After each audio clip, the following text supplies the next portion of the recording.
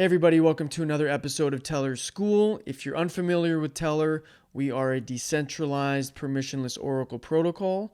You can check us out at tellor.io. I'll throw that link in the description below.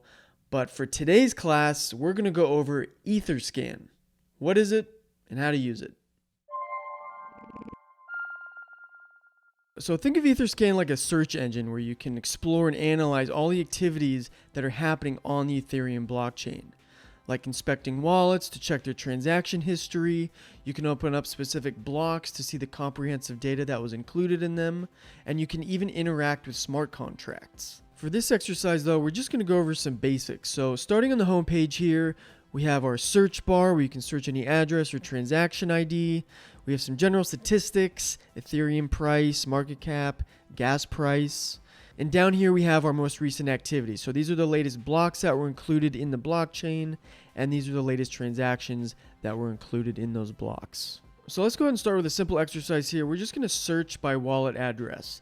And what better wallet address to use than the founder of Ethereum himself, Vitalik Buterin. So you can actually look that up due to the public nature of the blockchain. That's going to be this right here. We'll just go ahead and search that.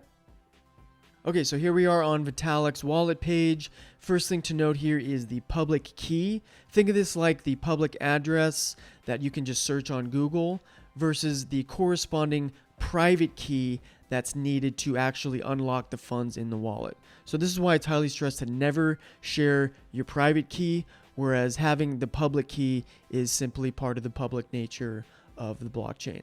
Okay, so moving on down here, we have a little overview. We have the ETH balance. This is the amount of Ethereum tokens inside the wallet.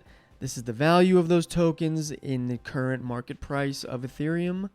And then here you have the token holdings. So these are all the other tokens that are inside this wallet. So you can see here that he has a little more than 200 tokens. We're not going to go through them all, but you will notice that it does list them in descending order based on the token balance.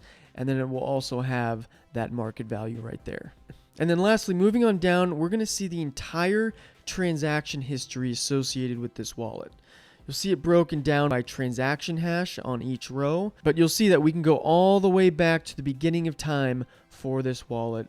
There's about 66 pages of this. And then if you want to dig in deeper, you can click on the transaction hash and you can see everything that happened with this transaction, including the block ID, the timestamp, and the sender and the recipient. So that'll conclude this exercise. Just wanted to get you familiar. It looks a little daunting right off the bat, but again, this is a great tool for lifting the hood and seeing what's going on the Ethereum blockchain. In the next exercise, we'll go over interacting with smart contracts directly on Etherscan.